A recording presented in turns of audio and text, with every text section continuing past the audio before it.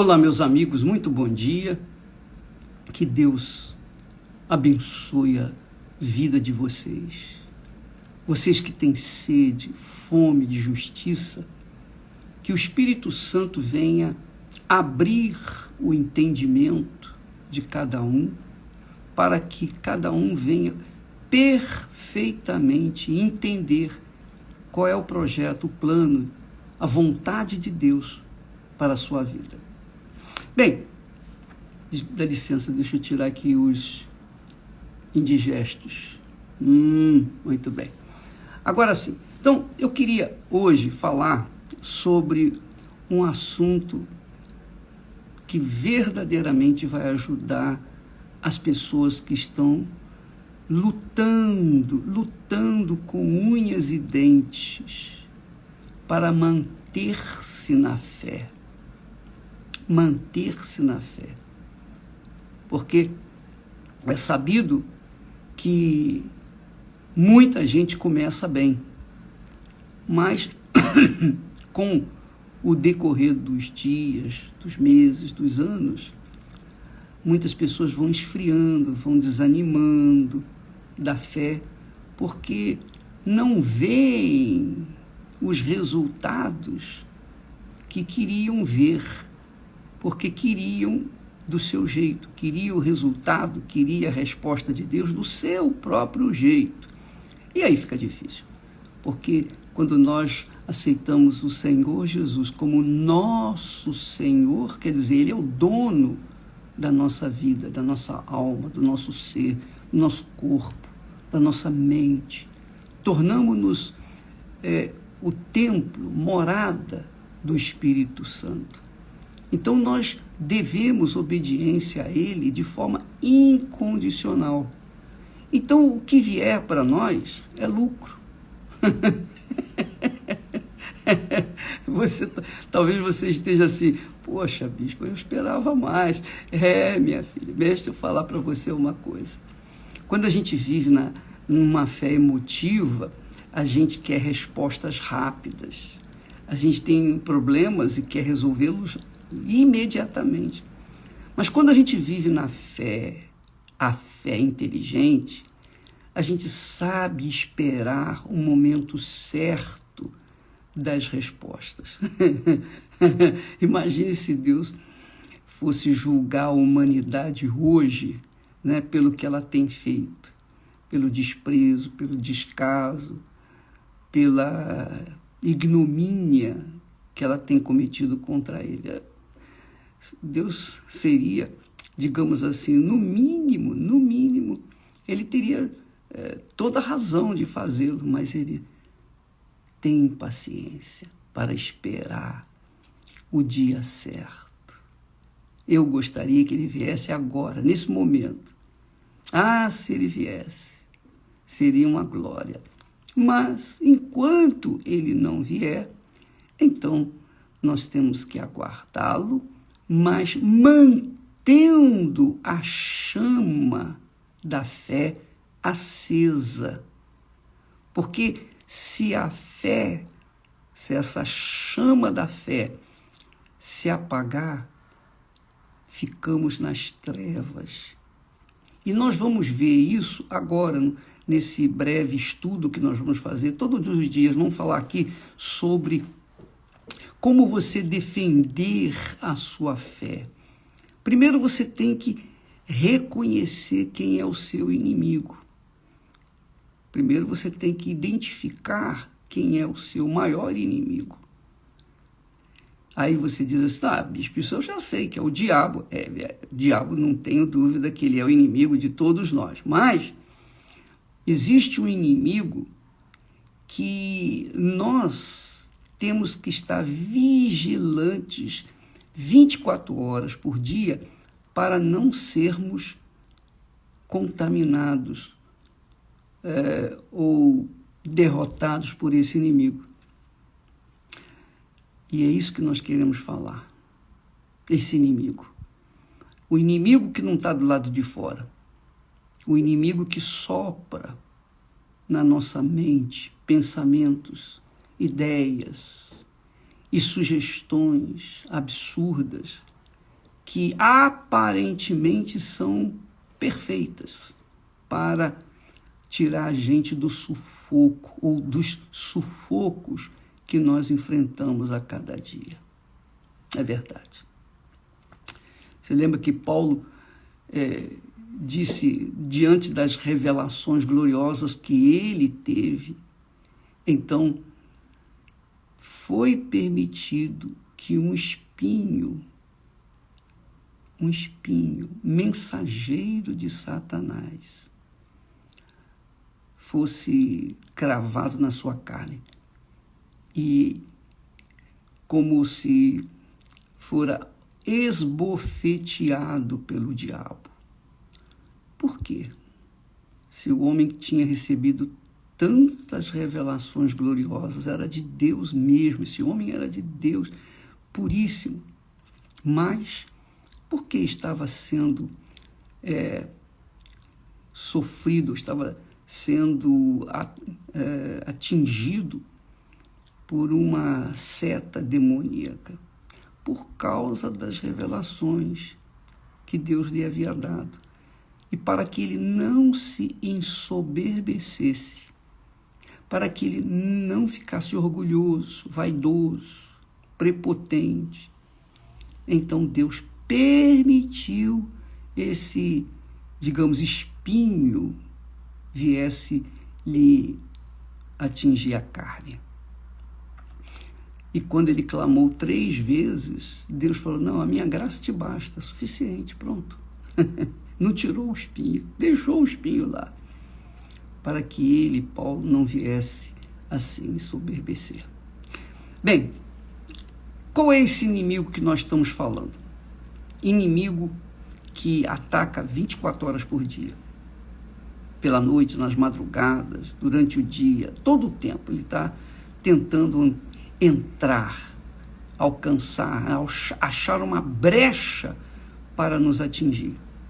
Que, aliás, é a arma mais letal, mais poderosa que o diabo tem para atacar aqueles que vivem pela fé ou estão tentando viver pela fé. Qual é? Chama-se dúvida. A dúvida vem para todos, não é? Você tem o Espírito Santo, a dúvida vai vir para você. Você não tem o Espírito Santo, você vai ter mais dúvidas ainda. A dúvida é um mensageiro, a mensageira do diabo para incomodar a nossa fé, incomodar o nosso ser, tirar a gente do sério, criar reações para que nós venhamos nos entregar a ela as dúvidas e, consequentemente, fazer-nos perder. O que é que eu estou dizendo para você? Vamos trazer aqui isso num exemplo clássico, um exemplo que Deus nos deixou através do próprio Filho Jesus. Quando Jesus estava no deserto, e ele foi levado ao deserto pelo Espírito Santo. Quando ele foi levado para o deserto, Jesus sabia da guerra que iria enfrentar. Não foi no primeiro dia, não foi no segundo dia, nem no terceiro dia. Ele, sabendo de antemão que teria que estar em vigília permanente, ele ficou em jejum 40 dias e 40 noites. Veja só, ele ficou em jejum, para que ele não se esquecesse da grande guerra que ele iria enfrentar. Então ele se manteve atento. Quando a gente faz jejum, você que faz jejum, pode verificar, quando a gente faz o jejum de comida, e especialmente no deserto, a gente não tem como se distrair, é ou não é? A gente não tem como abrir mão da guarda, né? A gente está sempre vigiando, Porque a fome vai batendo, a fome vai crescendo, a fome vai aumentando. A carne, o físico, o nosso lado emocional vai se rendendo àquela fome, aquele desejo de comer. Mas quando a pessoa tem uma fé solidificada, inteligente, ela sabe que vai vir guerra na frente, mais dias, menos dias, então ela se mantém em jejum para estar preparada para enfrentar o diabo. Que foi o que ele fez, Jesus fez.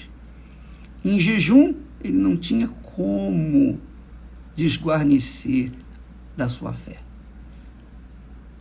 Então, no momento certo, 40 dias, 40 noites, quando ele estava no maior calor do jejum, na maior fome, foi aí que o diabo apareceu para ele. Que é o que acontece normalmente. O diabo aparece em forma de dúvidas. Em forma de dúvida, através de amigos, parentes, conhecidos, enfim, pessoas que nos rodeiam, vêm e trazem dúvidas e fazem aquelas sugestões que vêm realmente, que aparentemente parecem boas ideias, excelentes ideias, para a gente sair daquela situação, ou melhor, abandonar a fome, deixar, satisfazer a necessidade do corpo. Só que é aí que mora o grande perigo, que você tem que estar atento. Veja só, por exemplo, no caso de muitas pessoas, muitos jovens, e não só jovens, mas mulheres que estão sozinhas, homens estão sozinhos, né? Estão sem ninguém, e quando olham assim e veem outros casais, ficam assim pensando, puxa, eu podia ter o meu namorado, ou a minha namorada, o meu marido, a minha esposa. Então vem aqueles pensamentos, puxa, aquela pessoa ali é tão feliz, olha só, ela ri, ela fica alegre, enfim, e eu estou aqui nessa solidão. Não é apenas um exemplo. Aí vem o diabo e sopra, poxa, mas você também tem direito de viver a vida, poxa, outros vivem, poxa, olha só, você é de Deus, você não é de Deus? Eu sou. Você não tem o Espírito Santo? Tem. Então, qual o problema você arranjar uma moça, uma pessoa, um rapaz? Qual o problema você entrar num relacionamento com uma outra pessoa do seu mesmo tipo, do tipo que você quer? Qual o problema? Nas igrejas as igrejas estão cheias de moças e rapazes e pessoas que estão buscando justamente uma pessoa como você.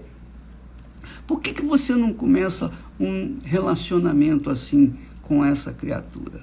Você sabe.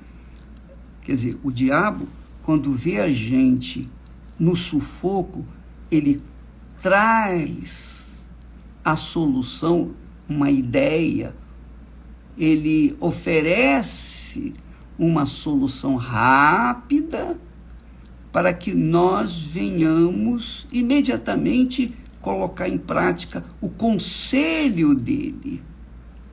E foi o que ele fez com Jesus. Na hora do maior sufoco, da fome, ele apareceu. Por que ele não apareceu antes? Porque Jesus não estava com tanta fome. Mas agora, ele viu o jejum de Jesus, 40 dias, 40 noites, e ele esperou pacientemente para atacar o Senhor Jesus, no momento cruciante. E naquele momento, ele disse, se és, olha só, se és filho de Deus. Ora, o diabo sabia que ele era o filho de Deus, que Jesus era o filho de Deus. E Jesus também sabia que era filho de Deus, claro. Mas o diabo trouxe uma dúvida, apenas uma duvidazinha. Se és filho de Deus, Veja como o diabo é sutil. Ele traz uma arma letal chamada dúvida para levar as pessoas a pensarem e aceitarem a sugestão dele, que é uma sugestão de fácil prática, né? Arranja um rapaz, uma moça, você não vai ficar sozinha, não vai ficar sozinho.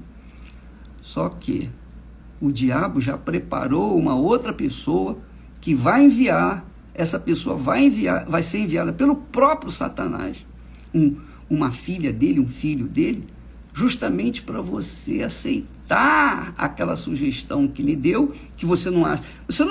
Ele não aparece como diabo para você. Ele não vai aparecer como diabo, ele vai aparecer como um pensamento, uma ideia, uma sugestão, que do nada cai assim na sua cabeça. Aí cabe a você decidir, aceita ou não. Mas antes de você decidir, você tem que identificar de onde veio aquela ideia, aquela sugestão, aquele pensamento. Se presta atenção, por favor, muito importante isso. Se é algo para resolver o problema facilmente, imediatamente, então desconfia. Desconfie. No mínimo, desconfie. No mínimo, desconfie. Porque é óbvio que aquela facilidade vai trazer dificuldade amanhã. Aquela facilidade naquele momento vai gerar uma dificuldade pior do que você está enfrentando hoje, no dia de amanhã. Então, amiga e amigo, é assim que o diabo trabalha. Ele trabalha com a dúvida e ele vem com ela na hora mais crítica, no maior sufoco da nossa vida. Ele vem e oferece uma sugestão. Por exemplo, no caso, hoje nós estamos vivendo na pandemia. Não é um assunto que diz respeito a mim falar, mas apenas a título de exemplo. Hoje, por causa da pandemia, o mundo está de joelhos pedindo, pelo amor de Deus, me dá uma vacina. Então, as pessoas estão se entregando a qualquer vacina para se sentirem assim protegidas, não é verdade? Muito bem. E eu não estou aqui condenando as vacinas de forma nenhuma. Eu não sou médico, eu não sou técnico nessa situação. O assunto não é um assunto meu, eu não conheço, então eu não posso falar. Mas eu posso avaliar, por exemplo, no meu caso. Muitas pessoas dizem, bispo, o senhor já tomou a vacina? O senhor vai tomar a vacina? Bem, eu estou examinando. Você sabe que o diabo trabalha assim, ele arranja dificuldade para vender facilidade. O diabo sempre vem com a facilidade. Então, eu vejo uma grande campanha de alguns políticos com respeito à pessoa tomar mesmo a vacina. Por outro lado, eu vejo outros tantos políticos que dizem, olha, a vacina é uma vacina experimental. Porque quando você vai tomar a vacina, você tem que assinar um termo dizendo assim, eu me responsabilizo por esse tratamento. Não coloque nenhuma responsabilidade sobre a farmacêutica que fez aquela vacina se der alguma coisa errada. Isso aqui, esse remédio, essa vacina, é algo experimental. Quando essa vacina experimental, quer dizer, quando uma coisa é experimental, é uma experiência. Se der certo, amém. Mas se não der certo, quem vai sofrer as consequências é quem tomou a vacina, não é verdade? Muito bem. Então, da boca da farmacêutica sai a palavra experimentar. Isso aqui é uma experiência. Aí quando chega na boca dos políticos, os políticos querendo se livrar da responsabilidade, aqueles políticos que estão fazendo toda a força para que a vacina seja tomada, eles dizem assim: olha, a vacina é algo emergencial. Veja que o produtor da vacina diz que a vacina é experimental. Já os políticos dizem a vacina é é emergencial. Quer dizer, na situação de calamidade que nós estamos vivendo, vamos tentar, vamos vacinar todo mundo. É uma situação de emergência. Sabe aquela história? Eu não tenho nada para caçar, eu não tenho um cão para caçar. Então vou levar o gato mesmo. Então a pessoa leva o gato porque não tem um cão. Mas o gato serve para caçar? Essa é a pergunta. Aí eles promovem a vacinação. Ora, quando a gente começa a pensar nesses elementos que eles mesmos nos dão essas informações, porque o produtor da vacina diz que a vacina é experimental. O político que tem interesse em vender a vacina, em levar a vacina adiante, ele diz que é emergencial, a situação é emergencial. Mas quem vai tomar a vacina, minha amiga, esse é que vai pagar o pato. Se a vacina realmente funcionar, então o experimento deu certo e valeu a pena vacinar. Mas se a vacina não deu certo e a pessoa sofrer as suas consequências, ninguém vai pagar o pato, a não ser o paciente que tomou a vacina. Então, diante dessa situação, eu fico aguardando. Além do que, eu já estou vendo aí os artistas se movimentando, vários setores da sociedade estão se movimentando para fazer uma propaganda para todo mundo tomar a vacina. Propaganda de vacina, de uma coisa experimental, emergencial. Para que propaganda? Não há necessidade de propaganda. Se é uma situação de emergência, se é uma experiência, para que propaganda? Não precisaria propaganda, porque o povo que está sofrendo com o coronavírus, a pessoa que está em risco, ela fica assustada, apavorada. Então ela fica sujeito a qualquer coisa. Me dá isso aí, essa solução. Estão dizendo que é experimental. Eu não quero saber se é experimental, se é emergencial. Eu quero tomar a vacina logo de uma vez. Facilidade. É assim, minha amiga, meu amigo, que o diabo trabalha. Ele vê a pessoa numa situação de sufoco, no canto, sabe? A barata no canto da parede, naquele cantinho da parede. Não tem outra saída senão aceitar as imposições diante das circunstâncias hoje na sociedade, no mundo inteiro. Então, eu estou falando isso para que você entenda com perfeição como que o mal trabalha. O mal aproveita o mal para trazer um mal pior, que é uma coisa boa, aparentemente boa, sugestiva, uma boa ideia, como foi o caso de Jesus e o diabo, dessa conversa. O diabo disse: por que você não transforma essas pedras em pães? Pronto, come. Poxa, já pensou? Você, um pãozinho quente, bem gostoso, crocante. Poxa, faz aí um pão. Quer dizer, o diabo trouxe uma facilidade, uma ideia que iria satisfazer plenamente o corpo físico e em satisfazer a necessidade de Jesus. Só que, de onde veio aquela facilidade? Qual é a fonte da facilidade? Aquela fonte é do inferno. Porque se ele apresenta algo fácil para você aceitar e agir, então você caiu no conto do vigário, você caiu no conto do diabo. Você vai sofrer as consequências. E Jesus sabia disso. E então o que ele fez? Jesus se refugiou na palavra de Deus. Eu estou com fome, realmente eu estou com fome, meu Deus. Eu estou aqui, meu estômago está vazio, quase que colando. As paredes do meu estômago estão quase que colando uma na outra.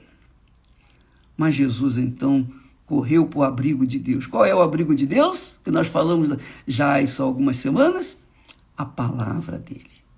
Porque a palavra de Deus diz, nem só de pão o homem viverá, mas de toda palavra que procede da boca de Deus. Leia depois o capítulo 4, a partir do versículo 1, esse texto de Mateus. Mateus capítulo 4, você vai ver a tentação de Jesus, como é que o diabo é sutil.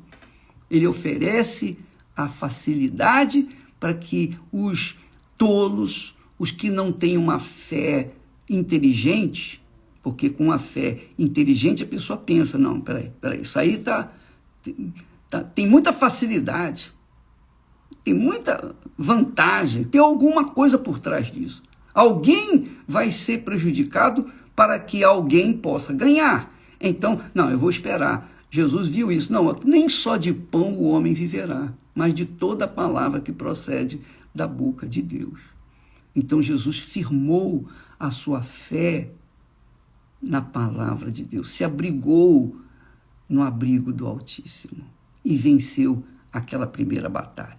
Depois o diabo veio com outra conversa, a segunda, e Jesus, da mesma forma, usou da palavra de Deus para retrucar, para vencer o diabo.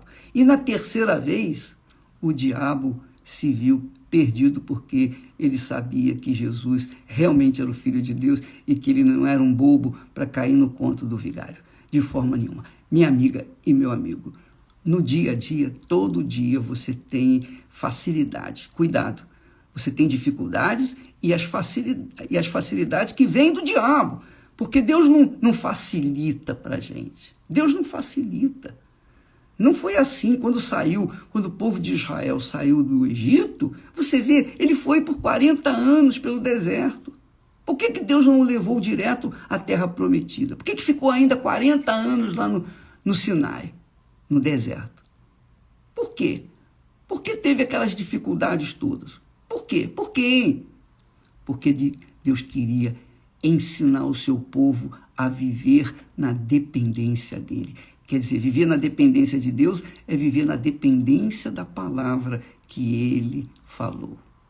Essa é a fé inteligente. A fé emotiva é aquela fé assim, você está passando um problema grave, então vem alguém e oferece uma facilidade. E você entra naquela facilidade, você quer resolver o problema, naquela emoção, naquele sufoco, naquele desespero, você se entrega à facilidade. Aí depois vem a cobrança. E você vai ter que pagar caro por isso. Então, amanhã nós vamos falar mais a esse respeito, tá bom?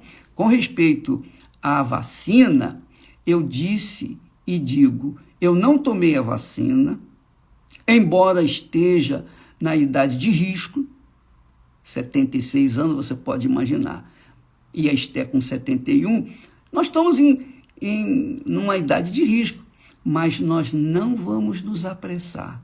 Não custa nada esperar, aguardar os experimentos, aguardar passar essa situação para que então, diante dos fatos, dos estudos mais profundos, mais aprofundados, com as experiências dos outros, não é a experiência minha. Então a gente vai avaliar direitinho e pesar se vamos ou não tomar a vacina. Tá bom? Deus abençoe em nome do Senhor Jesus. Amém.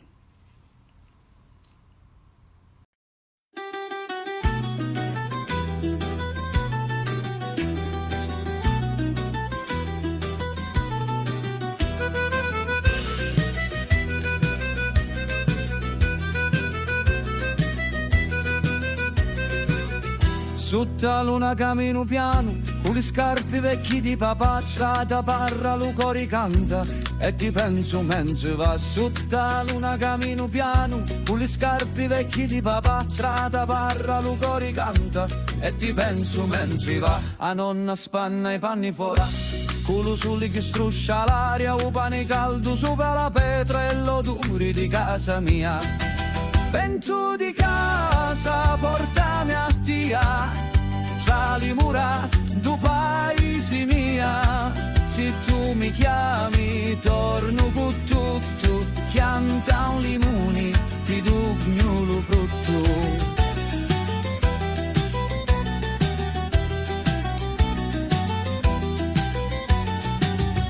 Una fontana cantante chiazza i picciri di corrono fuori, e una canzone antica ballamo con l'organetto che suona ancora. Una fontana cantante chiazza i picciri di corrono fuori, e una canzone antica ballamo con l'organetto che suona ancora. E se lontano vai non scordare, che ogni pezza cagati si può ricostruire. Lo cuore mio sempre ti sapi, torna a casa che lo cielo t'abbraccia. Vento di casa, portami a tia, tra le mura du paese mia. Se tu mi chiami, torno con te.